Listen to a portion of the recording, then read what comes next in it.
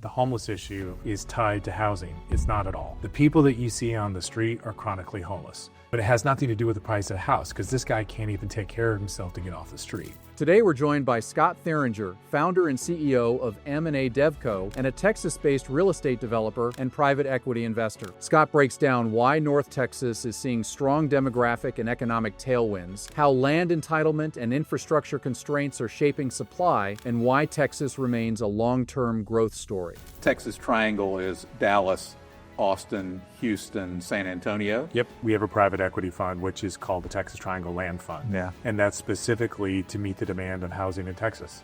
There's a modeling and a forecasting of the growth in data centers, which also needs to be supported by the growth in infrastructure and energy. Are we getting ahead of ourselves in the data center, or is this just a one-off issue? I think as a whole, data centers are just growing tenfold. The only true solution is nuclear. As a real estate guy, do you think we're going to talk this much about energy? No, but that's what it takes to deliver a site. You have to have water, you have to have sewer, you have to have power. And if you don't have those things, basically all you can have out there is cows.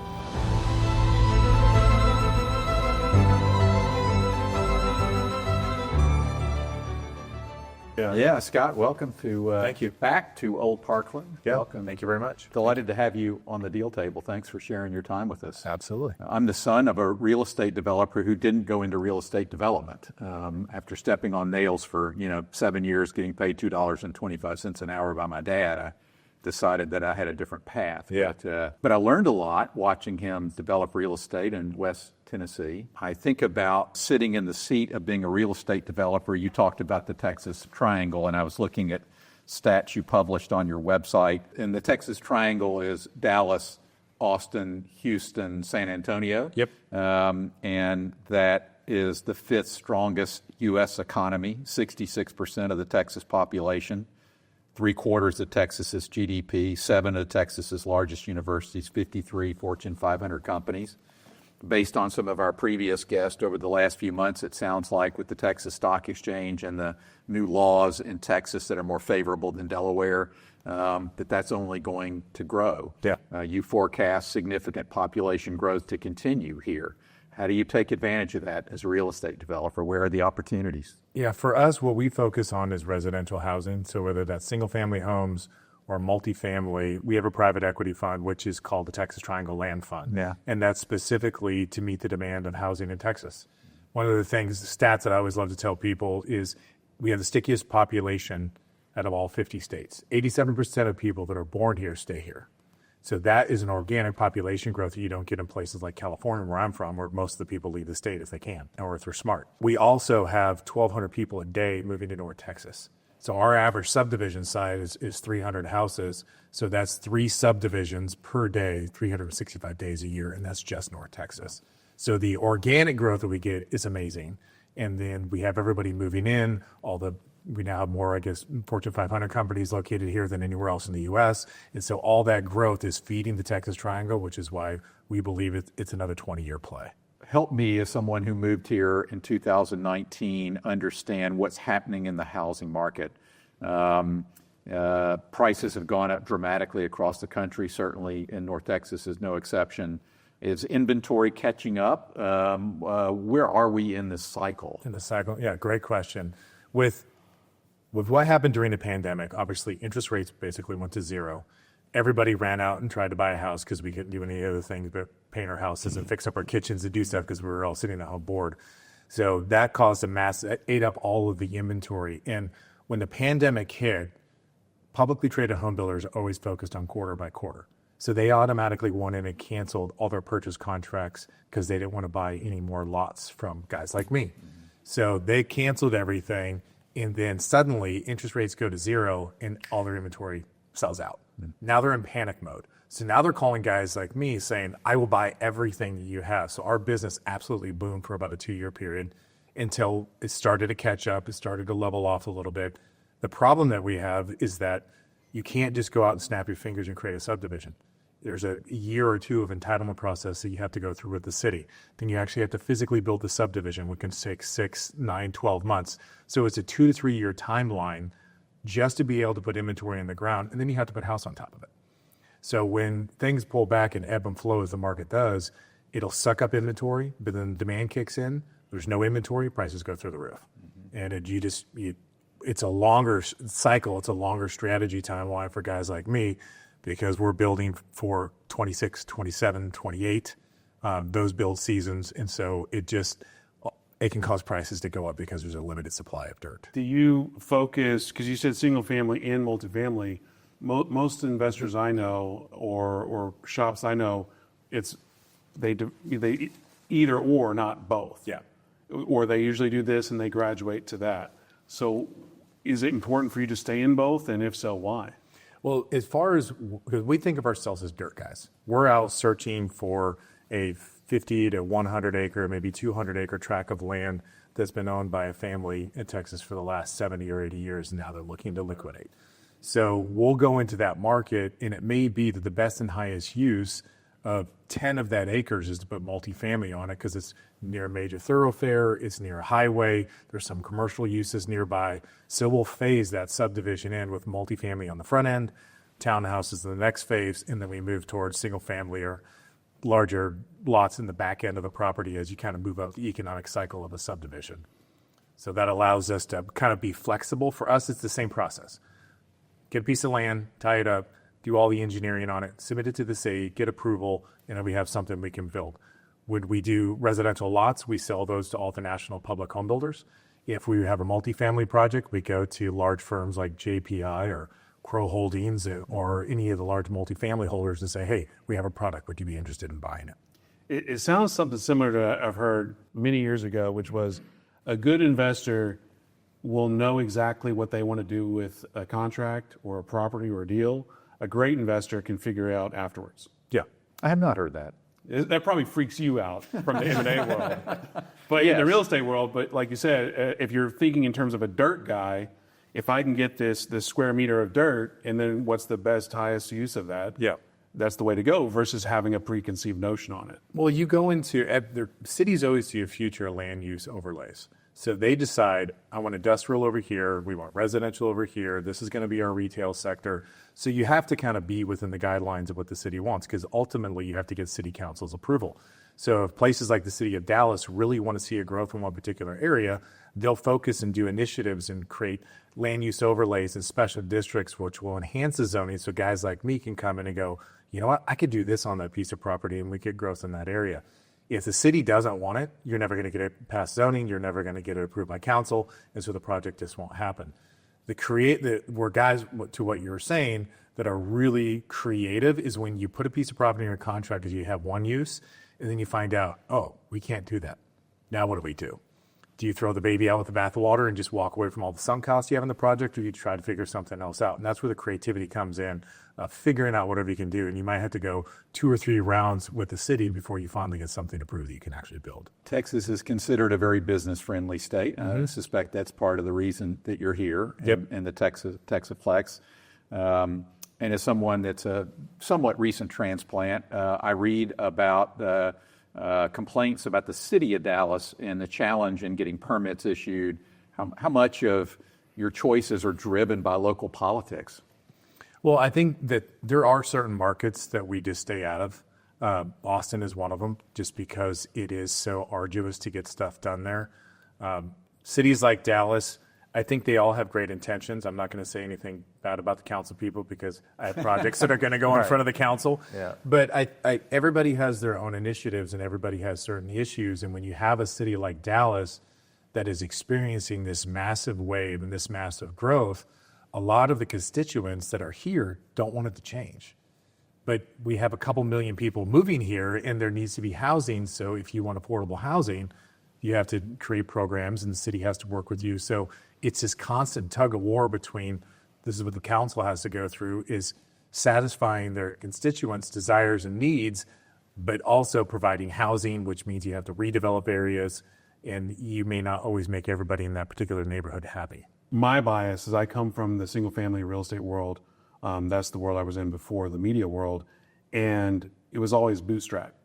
And you figure it out, you borrow, you beg, you plead, you get hard money, and then as you grow, if you can find a family office to back you, a private backer, or a private equity, in your journey, where were you? Did you go that route, or did you start with the backing right off the bat? No, I bootstrapped everything on my own. I started early in my career. After school, I went into commercial lending. And so I was a finance guy, I was a numbers guy. So I always wanted to know the back end number of everything inside of a transaction. And then from there, I actually went over to work at a family office. So I got to develop in Southern California and see stuff and have access and be exposed to a bunch of deal flow. But then after that, I ended up going out on my own and did a bunch of transactions, do a bunch of deals. So I flip-flopped back and forth between taking CEO roles at companies, but I always have my projects on the side. And I'm opportunistic that way. I've done a lot of turnarounds, bought and sold 20 different companies. So in doing that, that's where our private equity roots come from, of doing transactions, doing deals, and you meet people along the way. So I bootstrapped most of it. Right now we have our private equity fund where we're bringing in retail investors. I can float 2 or 3 projects a year on my own, but when you see the demand that's out there in the Texas Triangle, as I would say, you need a bigger boat. We need to go out and get more capital in so we can do more transactions, which is why we have 15 projects versus 2 or 3. One thing that is beneficial about going back and forth, like you said, is like, because when I was in the real estate world, I say it like a bubble, because like I went to a lot of events, but they were only real estate related events. I met a lot of people, but they were only real estate people. And I didn't do any chamber events. I didn't do any civil service. I didn't really pay attention to politics. No continuing education, and I really am incredibly regretful about that period, because I feel like I've lost 15 years of adult development. Yeah. And right now, I always say, like, if you remember that game Hungry Hungry Hippo, now I'm playing Hungry Hippo for like. That's not a fat joke. It just is. But like for like how do I get how do I do SMU? How do I go to this group? How to become this club, this organization? Because I'm just like in this super sponge mode. So just listening to you, and like, I think that's the biggest risk about getting into like single family real estate, because I see it all the time, where people just like, they live in that bubble, and that's the only thing, because you live the deal to deal to deal to deal. Yeah. Which is why I never wanted to be a real estate broker. I mean, I had the opportunity to go on the mortgage side. I figured if I got to see a couple thousand transactions and underwrite a few thousand transactions a year, I would really know the numbers. But if I came a broker, then it's all about chasing the deal for your clients, and then you're living commission to commission, and then before you know it, you have a nice big house, you have a wife and 2 kids, and you need those commissions, and you're never really able to invest in the deal. So I tried to intentionally stay out of that and stay on the real estate developer side, even if that means that I had to eat crow and do whatever, bootstrap it to come along the way. I never wanted to be a slave to my career and not be able to jump in on that side. Back in the day when I was in that world, the wholesaling world in the real estate, the goal was always to scale. How do I get to scale? Yeah. How do I bring on a team? How do I do this?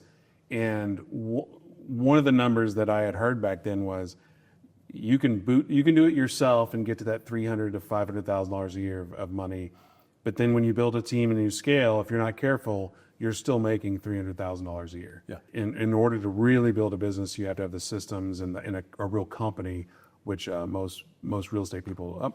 And when I say real estate people, I'm not talking about the Crow Holdings or your company. I'm talking about like me as a single, a mom and pop type shop. Yeah, and I get that question all the time. People want to know, like, how do you break through the ceiling? Yeah. How do you take it to that next level? And it's just hard. It takes time. It took me 10 years of just bootstrapping it and saving and bootstrapping and saving. And before you know it, equity starts to compound, things start to happen, and now you have the capital to invest in deals. Our transactions now, our subdivisions are $20 to $30 million each. And so it becomes very capital intensive. And so try to do anything at scale. You were trying to scale yours. Well, I go to scale mine, and there's only so big of a checking account that one guy can have before you need to go out and get partners. You use some terminology in researching your firm that I'm not familiar with. I'm not a real estate guy. Land development and entitlement, and the entitlement machine. Can you explain that to a neophyte? It's a great question, because the word entitlement always confuses people. Basically, what we have to do is we have to put together a land plan or a design to be able to submit to the city and get that design approved and move it through the engineering, the platting, and the zoning and the permitting process. That process is the entitlement process. Okay. So it's a catch-all for a raw piece of dirt being converted over to some other best and highest use. And you've created a fund. Yeah. You have a couple of funds. Yeah. Or you have a fund and you're bringing one out for data centers as well. Yeah, this is the fourth fund that I've done, and the next fund that we're going to launch next year just happens to be that we're out looking for dirt. And sometimes you're lucky and you stumble into something, and the city calls you and says, "Hey, that piece of dirt you have on our contract, that would make a great data center." And the power company just called us and said they want to put a data center there. So would you consider doing that? Which happened on one of our projects up north. So yeah, next year is all about launching our data center fund, which will be focused on Texas.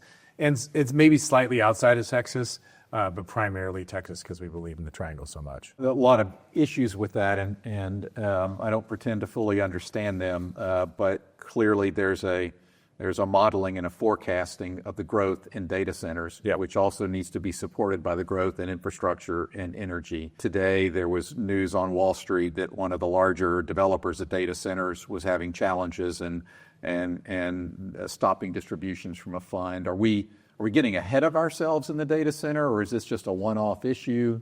I think that, I don't know about that particular issue because I didn't see that news, but I think as a whole, data centers are just growing tenfold. Yeah. They're growing exponentially. It used to be that a 5 to 10 gigawatt data center was a lot of, megawatts is a lot of juice for a data center. Now it's 100. So they scaled each year because the computing power is becoming so dense, it's drawing so much power down. I do think there's going to be a point where it levels off where the technology kind of outpasses the electricity required for a site, and they become more and more efficient for the computer power that's coming out. But you have this massive project up in Amarillo that's happening, which is this massive site. In AI is just absolutely soaking up all the extra capacity in the system. So whether you're a corporate company like AT&T that needs a data center, or a hospital that needs data center space, it's a fairly fragmented industry, and everybody has different demands. So it's kind of like the Wild West right now. No one really knows the direction it's going to go. All we know is we need a lot more, and we don't have enough. Data centers are these massive complexes. Like Riot Blockchain, they have a facility in Corsicana, just south of here. It's a 1 gigawatt facility. The size of it is just massive. It has 165 employees, but this is not going to play well there. But look at the size of that thing. That's a data center, and that's what's being developed. Right. 1 million square foot buildings draw more power than most cities. Right, and I don't think people fully realize that's when people say data centers, maybe they think, a couple server cabinets. We're talking giant facilities. Yeah. How does the energy infrastructure keep up with that plus housing? It doesn't.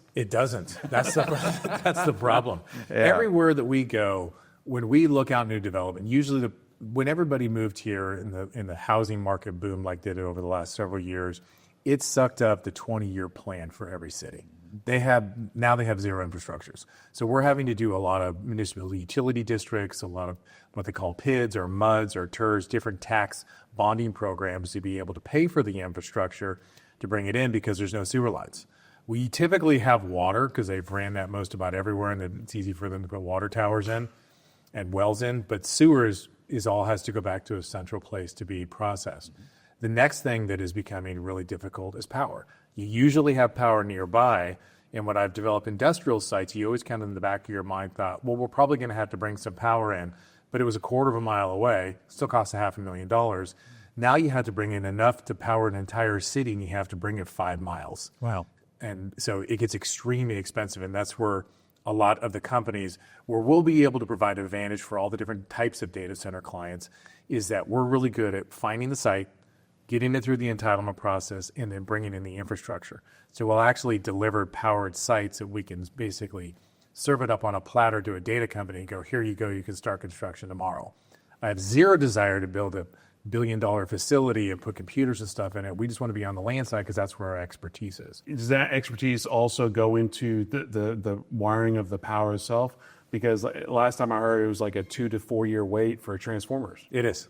Wow. And that's the problem is that the only true solution, and I know people don't necessarily like this, but it's nuclear. Right. And there's all this there's clean nuclear, there's safe nuclear, they're doing nuclear package plants. SMRs.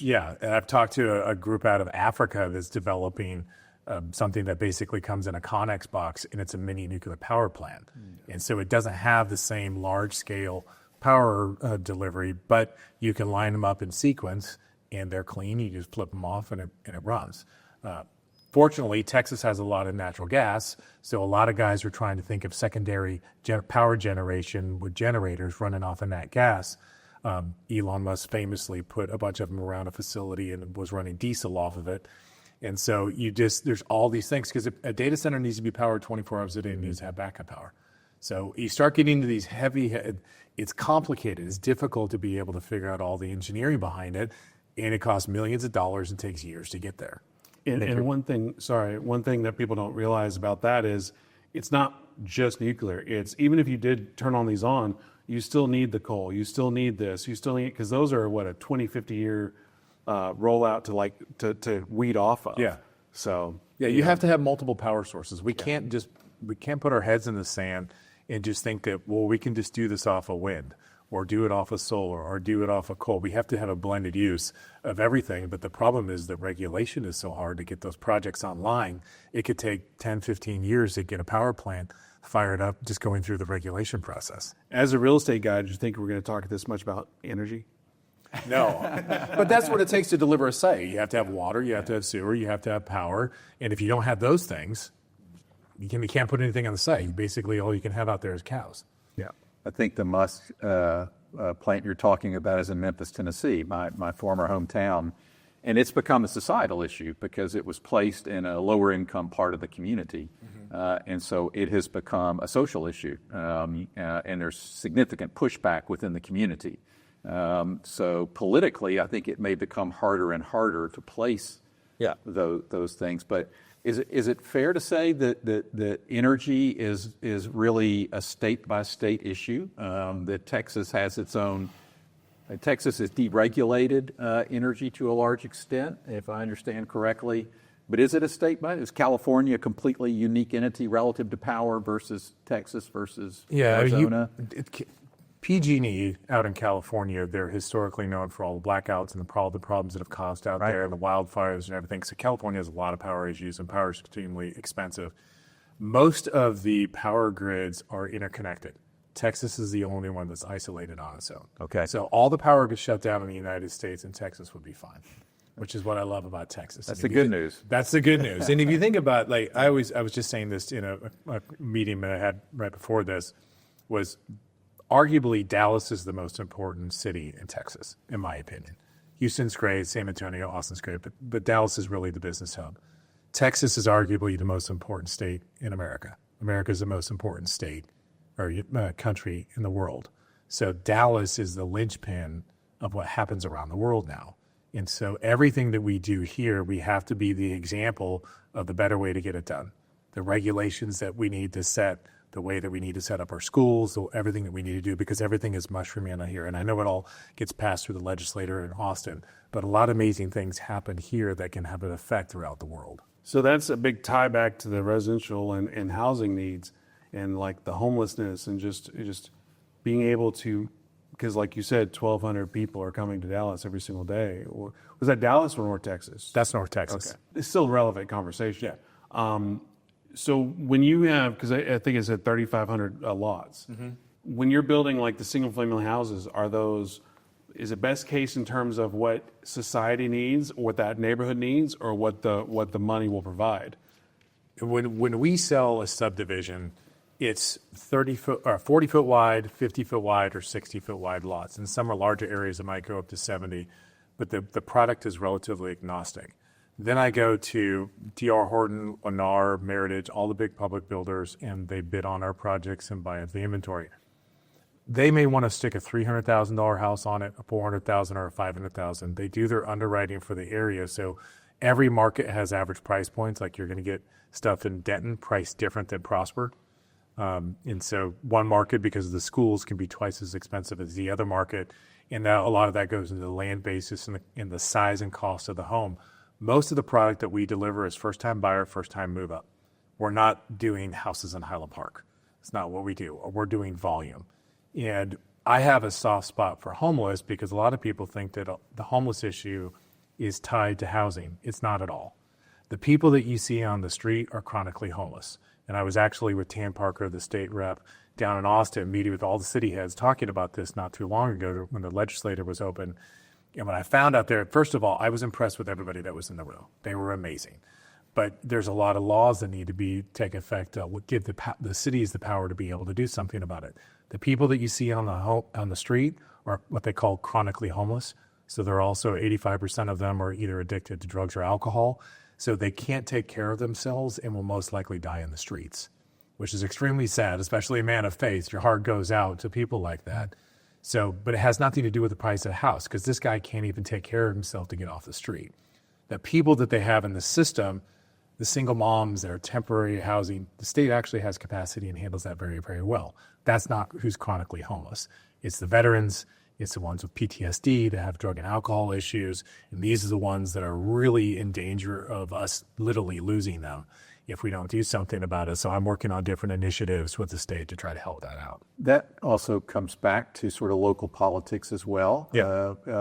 I don't go to Austin a lot, but when I do, you're aware of a homeless problem Yeah. that I don't see. Now, that may just be a visual thing of where I am in Dallas, but it appears they're being handled very differently. Can you help me understand that? Well, I think that Austin has kind of permitted it for a while. They've allowed it to happen. They put together some legislation, which was an anti-camping law, which an ordinance to be able to prevent people from doing campgrounds. But there wasn't the political will among the people on council to be able to really do a lot of initiatives to it, because it wasn't that unpopular with the constituents of Austin. Right. In Dallas, it bothers people a lot. And I think it bothers business people want to be able to have their employees walk out of their office building and not have guys doing drugs, right, or doing, illegal activities on the corner. Not that they all do, but there's that environment, the perception. It scares your office workers, right, and drives people out of downtown. I think there's a lot of amazing places in Dallas, but there's a few areas of town where there's homeless shelters or food kitchens and soup kitchens that the homeless are drawn there. There's some great programs happening throughout the state. We're trying to bring those to Dallas. They're just not quite here yet. Yeah. Ironically, we're on a site which used to be a homeless encampment here at Old Parkland. As I understand, the Old Parkland Hospital fell into disrepair and became a homeless encampment before Mr. Grove purchased it and ultimately turned it into this wonderful campus we're here today. I'm really affected by your statistic. 85% are drug, alcohol. Can we extend that to mental illness? Is it fair to throw it under that umbrella as well? And that should evoke compassion, right? Correct. That these people are in a place they don't want to be. It's not about the lack of affordable housing. And as a society, that presents a different challenge of how do we help these people. Yeah, the head of Health and Human Services for the state of Texas and the hospital system said that he is only legally allowed to hold someone for 7 days. Yeah. But it takes them 90 days to get to what they call stabilization, to where they can take care of themselves and are off of any addicted drug or alcohol.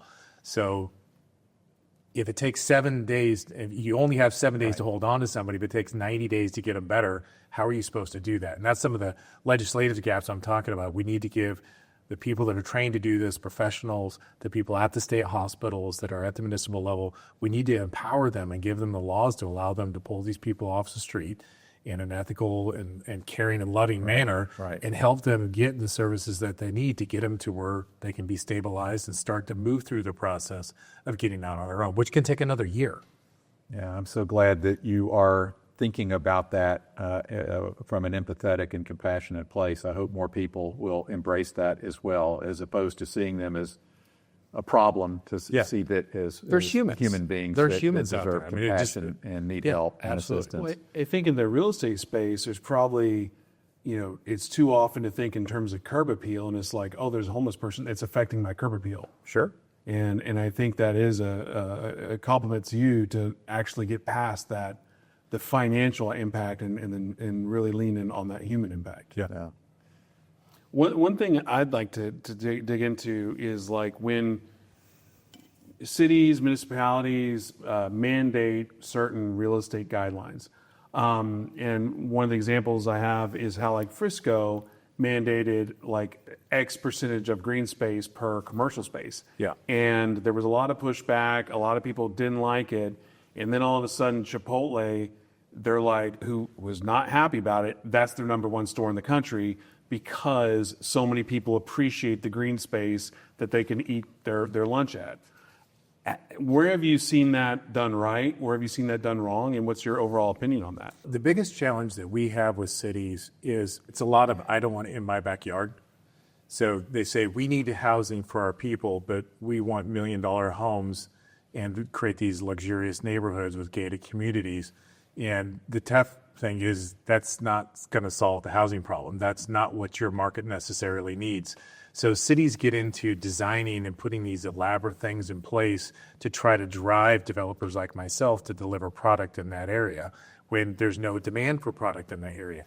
There's a city, I won't name names, in South Dallas that I just went through this process with, where they have messed up the entitlement process for a subdivision that they approved, and you legally can't build on the site. Their city won't accept the plans, and they won't accept the drawings from the engineers and approve it because they've messed up the PD, and there's conflict in there, and the city can't get out of the way. And I spent a year and a half trying to convince them what they did was wrong, and they need to fix it. And we have to put in larger parks. We have to put in really wide roadways. All of that stuff is pretty, and it's amazing, but it also affects the economics of the projects and makes it to where we can no longer afford to do that project because there's not enough housing that actually goes on it. So if I had to put in a beautiful 30-acre park on a 100-acre piece of land, that doesn't leave much for housing in the end by the time you take out the streets and all the other requirements you have. So cities can be fantastic and they can be great partners, but they can also be their own worst enemy. You talked about hyper growth, and you indicate that by 2030, Dallas-Fort Worth's population should be almost 8.5 million. I think it's closer to 7.5 today. Houston, 7.92 million. San Antonio, 2.8. Austin, 2.44. I went to I don't know what the hosting organization was, but Ross Perot Jr. led it, and you had the head of Southwest Airlines and Burlington Northern. They had a longer-term view, and they were talking about this hyper growth and how it would affect the airport and the railway and the roads and all of the infrastructure. And it was pretty staggering where they think this Texas triangle will be in 5 years, 10 years, 20 years. It does appear to me that the leadership here in Dallas particularly, I don't have a view onto Austin and the other communities, they seem to be working in concert in good faith to try to figure out what's coming down the pike and where do you see the strain though? Where are you concerned that we might fall behind? Well, I think the biggest thing that I see, and we've joke around as locals that 35 has been under construction for the last 50 years, right? So I do believe TxDOT has actually done a fairly good job of keeping ahead of it. We're widening the highways, we're getting the infrastructure put in, airports are expanding. So I think a lot of the basic services are being kept up to date.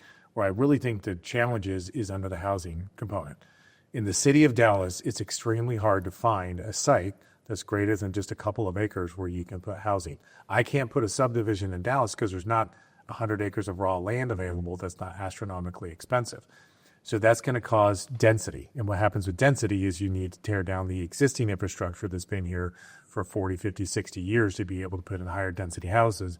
And as I was saying earlier, there's a lot of pushback from the people that live in that community. Right. So there's this rub between everybody's moving here, but I don't want to give up any square footage of my backyard to be able to allow for another house to come in. Yeah, I'm living through that. I live a few blocks from the old Parkland campus here, and we've had multiple teardowns and high-rise or mid-rise multifamily built in place. And so I've been living in a construction zone for a few years. And I appreciate the beauty of the new construction and replacing something that, frankly, probably needed to be replaced at the same time. It's certainly impacting the traffic in my little neighborhood and sort of the general quality of life. Walking my dog has become much more challenging now. Yeah. In my Because you have to neighborhood. step over potholes and Well, and I've sidewalk got- getting redone and construction workers. And the volume of people walking Yeah. their dogs due to the hundreds of new units, right, Yeah, in proximity to me. At the same time, I recognize the desire of people to live in the neighborhood I desire to live in. So there's a balance there somewhere. But it's easy to say, I don't want that. I don't want anybody else. Now that I'm here, I don't want anybody else encroaching on my thing here. Yeah, and I do think it's important as developers. Like, we would never try to put a multifamily project or a high-rise project in the middle of the M streets, or in the middle of Highland Park. Right. It just wouldn't go there. Like, so we do need to protect that neighborhood feel of some of the neighborhoods. And as you just head north on Oak Lawn, there's some great neighborhoods off and little pockets around town that this should absolutely be protected. We don't need to go there. But if I've got an old industrial Raytheon site on Lemon Avenue, that should definitely be up for consideration of putting a better and higher use for multifamily on that site, or single family housing or attached family housing. Any of the product will work there. Yeah. I've got a fun question for you, and I think you'll like it. And this is all anecdotal, just from the previous world I've been in. Can you make money in real estate right now?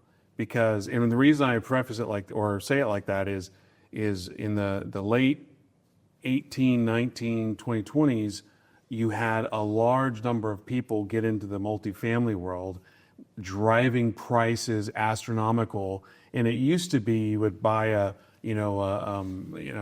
class Z property, value add, to get it to a class A or whatever, or that's not the right terminology. That's more commercial. What it was for Class A, Class B, Class C. right. But like Value add. but getting from a very low value to a very high level, but it got so competitive, and you had so many people teaching apartment complex or apartment investing that people then were buying at an A-, trying to value add an A+, and then they lost their asses, And then everything with 2020, with COVID and all this other stuff, I just seen a lot of people in the real estate space hurt, especially even now.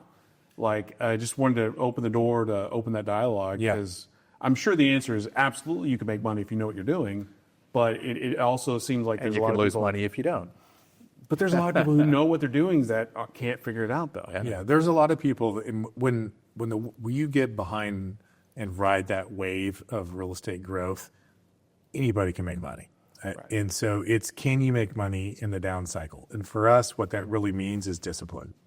Staying to your core investment strategy, not getting distracted by sparkly things, doing the fundamental underwriting, and if a deal doesn't pencil, a deal doesn't pencil. The pump and up multifamily type of thing that you've seen in the past, I think, is coming to an end. But I've also seen a multifamily building get purchased, renovated, purchased by somebody else, renovated, and then purchased by a third person and be torn down and a brand new one goes up. And so it just depends on where rents are at, and we're in a constant inflationary environment. Rents will go up in DFW over the next few years. All of the projects and all the people that I know that deliver multifamily, when interest rates went up, a lot of people got squeezed. Insurance rates went through the roof, so expenses went up. Expenses far exceeded what rent growth was. A lot of guys got squeezed, and those are the guys that are getting hurt. But they were also not necessarily the most disciplined one, because sure, we can put a coat of paint on the wall and add $150 a month to a unit. Well, you may not be able to do that every time in the future. But with that squeeze that's happened, that's also had a lot of real estate developers. I know one group here in town, particularly, that had 6 new projects that were supposed to go underground in 25, and they did 2. And so if that inventory keeps getting pulled back, eventually there's going to be lack of supply, rents will start to creep up. Rent growth should happen, and rent growth is healthy, but vertical rent growth just means that you're taking excess capacity out of the system for a short period of time. It is going to catch up with you. You can't do 8 to 10% rent increases year over year every year. This is not going to work. How does the World Cup, how does that affect you in North Texas? That's a great question, because I know it's supposed to be the largest event. I think it'll be great for the hotels. I think it'll be great for the restaurants. I think it's great for the exposure, because a lot of people, even it's still funny to this day. I say Dallas-Fort Worth, and people say, does everybody wear cowboy boots and hats? I'm like, no, we don't ride horses. It's it's more like Wall Street here than it is necessarily that cowboy up mentality. But I think it stimulates the economy. I think it drives stuff. As far as housing, I don't know if it'll really affect us. I don't know If it was 3 People years might ago. want to move here after they come and visit, Yeah. say how nice it is, but I don't think it's going to be a direct shot into the real estate market. Yeah. If anything, maybe the Airbnb world, but not. Yeah, Airbnb guys will do great. Hotel guys will do great. Thinking about how a lot of real estate deals get financed, and I understand you have funds where you're raising capital and you also have personal equity. I used to be chairman of a bank, Triumph Bank in Memphis, Tennessee, and so I realize most banks are, their loan portfolios are real estate based. Yeah. Even if they're not directly real estate, there may be real estate pledged as collateral against the loan for some other purpose. I don't know where we are in the commercial. You're not on the commercial side, but in office space, and all of the effects of the work from home and where we are in that cycle. But I read anecdotally that there's still a big overhang on bank balance sheets on underperforming office real estate, and I wonder if that will spill over and affect all real estate, because the regulators tend to look at real estate almost in a monolithic way. Yeah. As opposed to saying, well, this real estate presents this way and this other way. It sounds like that doesn't directly affect you in the way you finance your projects, but how do you see that? How do you see the office space? Do you agree with what I'm reading anecdotally, that there's still, that hasn't played out fully yet? I think I think we're over the hurdle of the major disruption in the market. I know definitely, because I just look for office space and I lease downtown Dallas, and so I actually know every single building here in Dallas really, really well. But there's a flight to quality that's undeniable. There's new buildings going up that are getting major leases signed, and now that Dallas is becoming Y'all Street, our rents here are still half the price of stuff in New York. I have a friend that has an office on the north side of Manhattan, and he pays $225 a foot. The most expensive space here in Dallas is probably where we're sitting here at Old Parkland at $70 a foot. Yeah. And so if you compare the two, then firms coming in from the outside going, that's so cheap there. Yeah. But guys like me that paid $25 a foot up in Addison off the tollway years ago, this has gotten so expensive. Right. And so I think there's that flight to quality, and what does go into a new space, they're reducing their footprint. They're not taking 10,000 feet, they're taking 5,000 feet, because they want it to be quality for the people that are going to be showing up at an office. And I still talk to people every day that they're working remote. A guy that I worked out with this morning at the gym, he's 100% remote and has been since the pandemic, and they're not going back that way. They're just all remote now. Before the pandemic, I think I did 2 Zoom calls in my entire career. Now I have 2 to 5 a day. And so I don't get on a plane like I used to. I used to fly 4 or 5 days a week to be able to go around the country for different real estate transactions. So I just think that we have fundamentally changed. There is a flight to quality, but I do see new office buildings going up and they're getting leased up. Yeah. So it becomes like my building, the B of A tower. A couple of local developers have a plan to redo that tower. If they bring that quality, I believe it'll get filled up. I've heard Michael Levy, who's been on the podcast before, talk about they're extremely bullish on Class A real estate. Because obviously with the commercial, the past 4 or 5 years, you drive down, it's just for lease. But the Class A is in high demand. I think that there is that flight of quality on the retail side where Chanel's doing amazing, but the Gap is not. And that Amazon effect is got a kind of a hangover on the retail industry, that everything that can kind of be commoditized is. But you can't commoditize that experience of walking into a Chanel store and getting the luxury good that you want. The remote work is a fun conversation as well, because you've got on one end of the spectrum like a Jamie Dimon who's like 100% in the office, and the other end you have someone like a Brent Ryan who's like, we've been remote for years. Yeah. Where are you in alignment with that? I think for us, there's a lot of collaboration around the coffee pot, right, or the water cooler. We throw stuff on the screen. We have a war room in our office where we have 2 massive TVs. We throw projects up there. We bring in consultants. We bring in engineers and architects, and we brainstorm. We'll have 12 people in a conference room working through a project together to be able to figure it out. That collaboration is really tough to do over Zoom. I think Zoom, we have a project we're doing with GFF here in town, And we do all the meetings over Zoom with them, and it's really efficient to be able to get those updates on that multifamily project. But when it comes to working through a problem, we want him to come to our office to meet with our people and get everybody in a room and work it out. So we're big on having everybody be in office. I think on that, with AI, I think for the high dollar conversations and meetings, it's going to go back to in person, because you can't trust the computer anymore. You can't trust Zoom, because it'll get to the point where Lane's avatar will be on the call, and I think I'm having a call with Lane, but Lane's on the beach sipping his Mai Tais. Yeah. Sort of like the intros you're doing with AI with my voice for our yeah, podcast exactly. now, right? Yeah. So the intro is not him, but just behind the scenes. I listened to it for the first time. I was like, wait, I didn't say that. Yeah. What I'd like to get into, because you're from California, Dallas versus California, and I don't necessarily want to go down the line of just like Texas, because that's easy and it's always right. But from an investment and from a real estate standpoint, what are the lessons that you can learn from California that can be applied to Texas, and or is it all just universal and dirt is dirt? Well, I think that the regulations in California and the entitlement process they put you through is they just put you through the absolute ringer. And the last project I did there, we had it for 4 years. We went through the entitlement process, massive rounds of P&Z and meeting with council. And the very last council meeting, they decided they needed a botany study.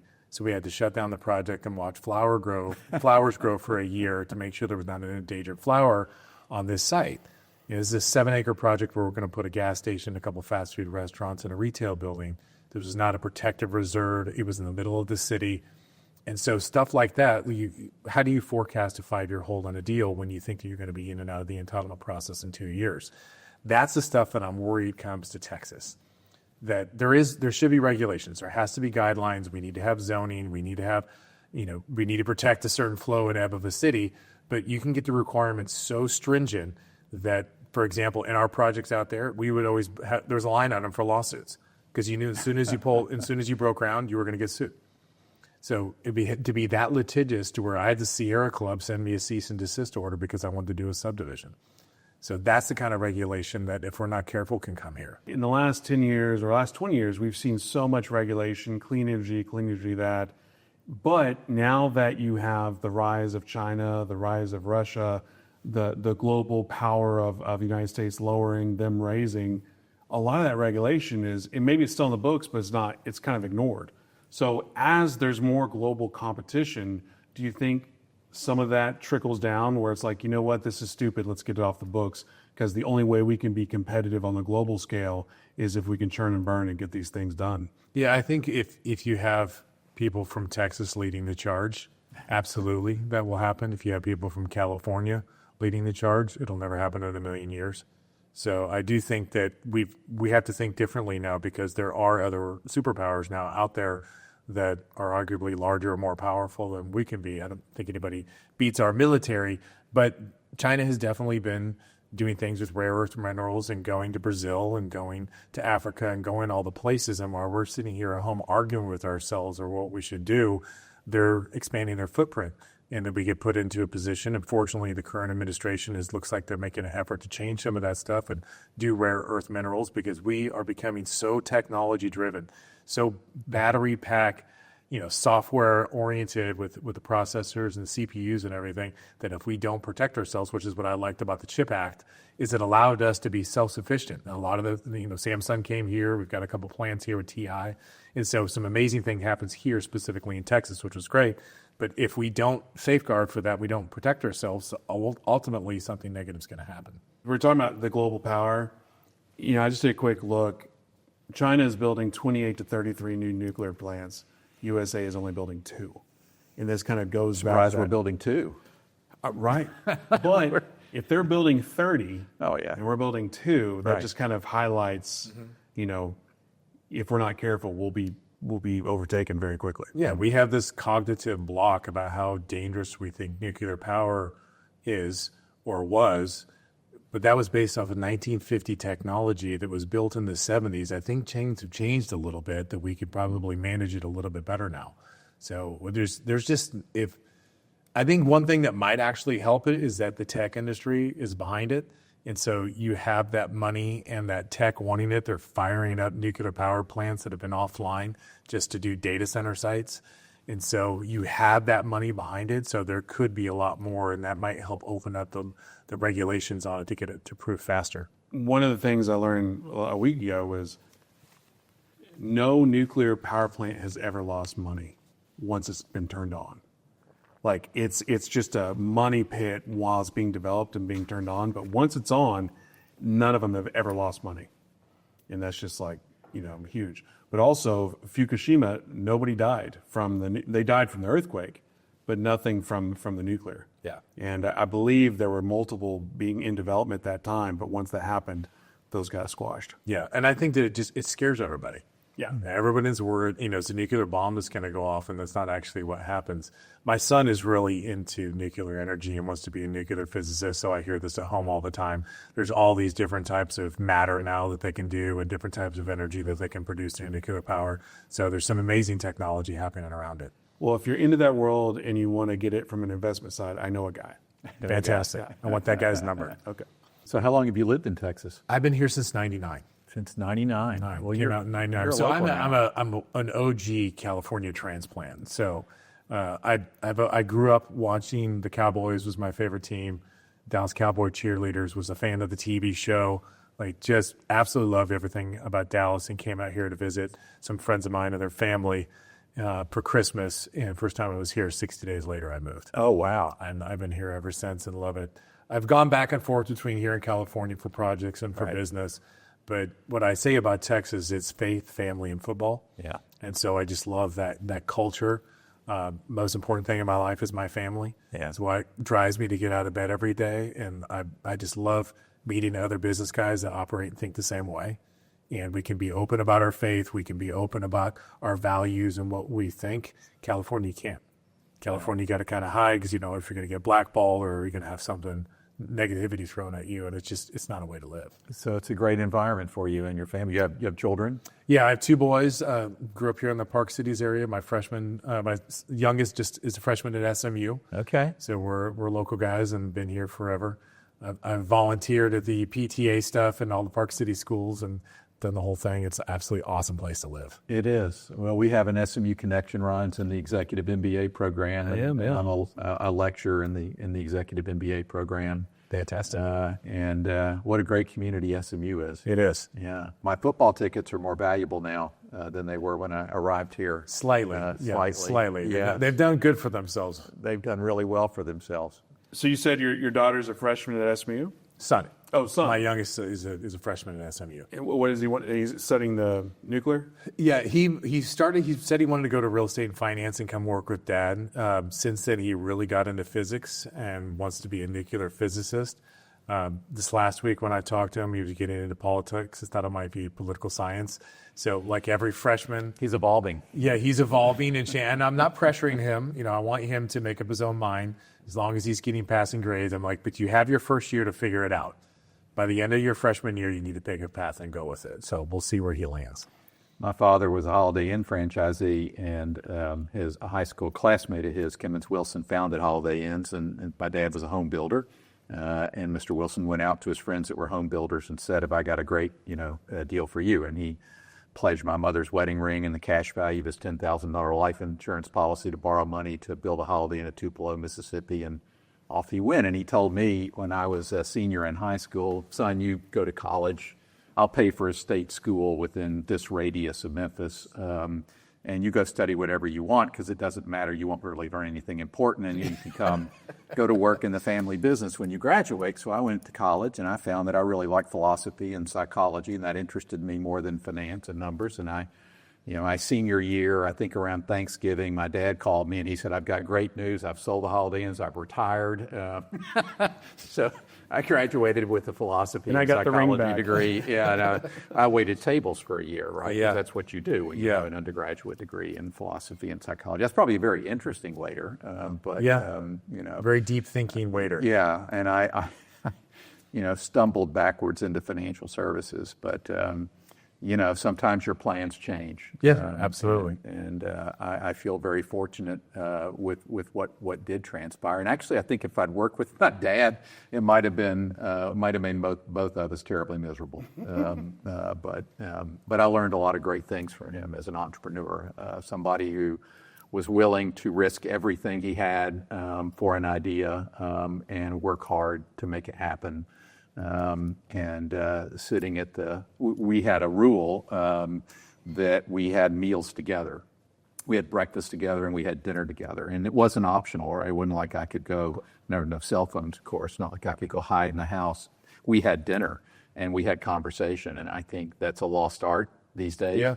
I read about this kind of lost generation of youth. I hope your son is an exception to that, but a lot of them are living with their parents into their 30s and really struggling to sort of find their path. And I think sitting at the table and having to have a conversation and engage with my parents and listen to my father talk about business and entrepreneurship, had a profound impact, positive. Yeah, absolutely. I sat down with my son at a very early age and helped him create a stock portfolio account and taught him how to calculate PE ratios. He was always very money motivated. So anytime he wanted money, I'd make him work for it.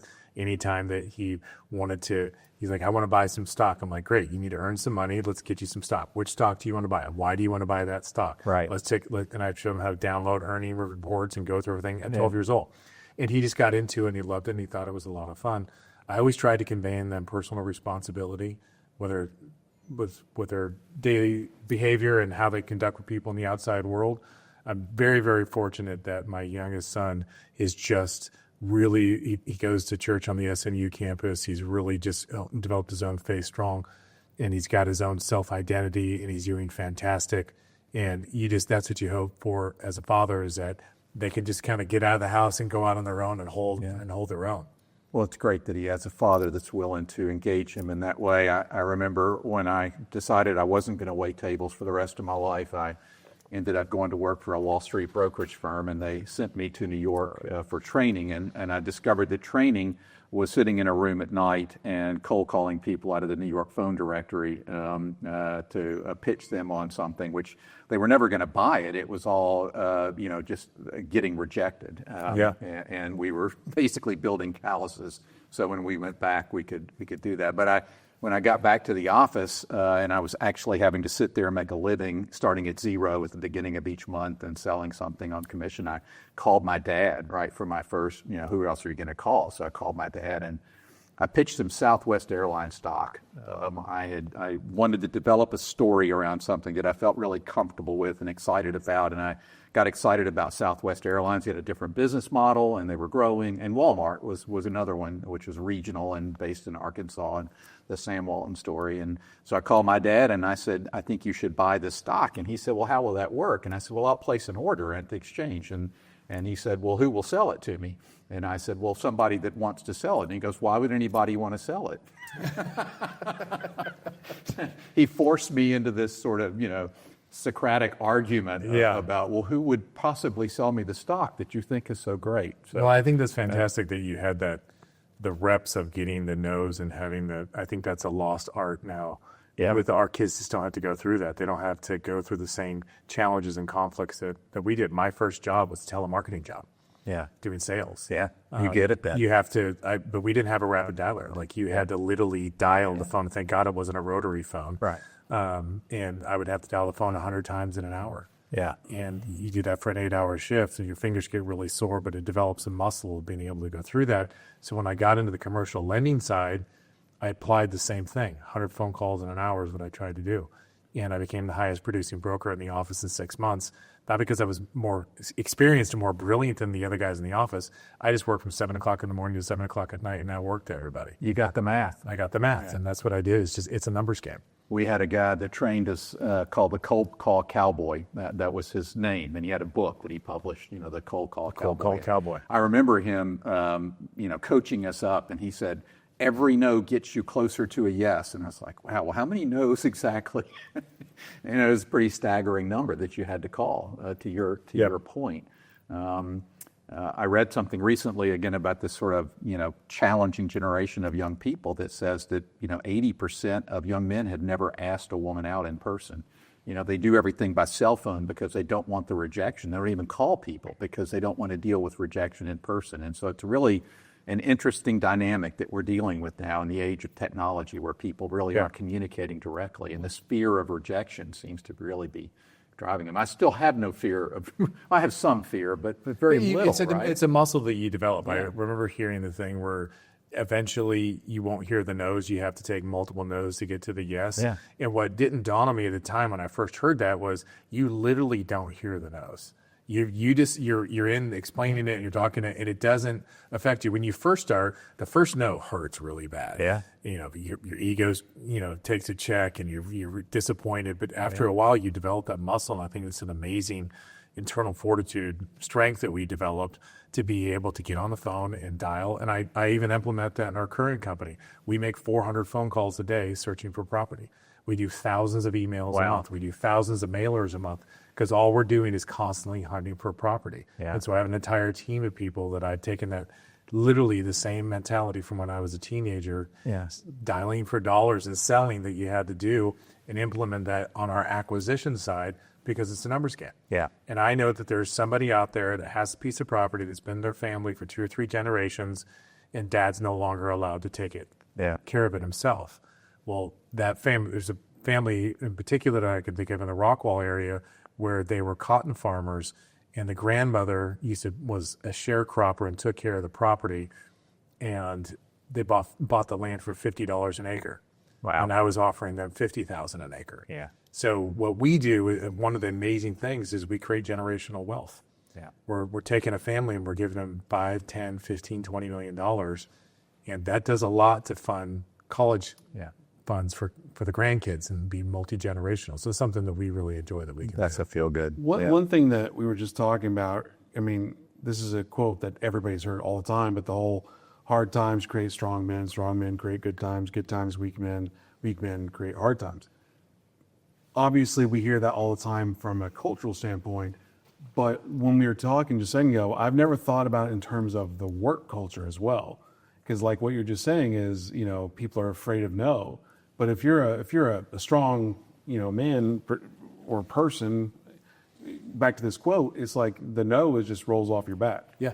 And it'd be interesting to see that quote in the business world. What will happen? I mean, I've heard before that if you've got a 20-year-old that actually has work ethic, they'll just be a savage and conquer everything. Just because most 20-year-olds don't. Yeah, and I 100% agree with that. I love that phrase that you just brought up because it's true. We see now as we recruit people in, because we try to bring in guys and gals that are in their 20s and 30s and try to bring them up in the organization, and they have a hard time making eye contact. They have a hard time talking on the phone. They want everything to be automated and processed for them. Like, no, you have to do that. You know how this gets processed? You do that, and then you give it to me. That's how this system works. And so it's it's a challenge that this younger generation has to overcome. We were what I call the fast food generation. I want it now. Now they're the instant generation where they want it instantaneously because everything is Uber Eats and Uber Rides and everything is done for you electronically. Yeah. Well, Scott, thank you so much for coming in. I don't know if Lane, if you have any final thoughts or anything like that. No, it's just been a real treat meeting you and learning about your business. Congratulations. Sounds like you've got an exciting couple of years ahead of you. You've got funds that you're raising capital for, data center fund, housing development. You got a tiger by the tail with this Texas Triangle. So we look forward to reading about your continued successes, and we're delighted to have you here on the deal table. Yeah, I appreciate your time. Thank you very much. Thank you.